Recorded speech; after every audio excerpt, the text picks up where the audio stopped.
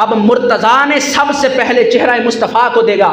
قیامت تک کے لیے میرے مصطفیٰ نے یہ سند جاری فرما دی کہ الذکر علی عبادہ، النظر الی وجہ علی عبادہ، علی المرتضیٰ کا چہرہ دیکھنا بھی عبادت۔ یا رسول اللہ، چہرہ تو وہ دیکھے جو 1400 سال پہلے تھا، چہرہ تو وہ دیکھے جو 1400 سال پہلے تھا، اور جو پیدا ہی آج کے دور میں ہوا وہ اس عبادت کو کیسے کرے؟ میرے مصطفیٰ کریم علیہ الصلوۃ والسلام نے فرما دیا کہ الذکر علی عبادہ، جو مرتضیٰ کو دیکھ نہیں پایا، الذکر علی عبادہ، وہ علی المرتضیٰ کا ذکر کرتا چلا جائے، عبادت خدا کی ہوتی چلی جائے۔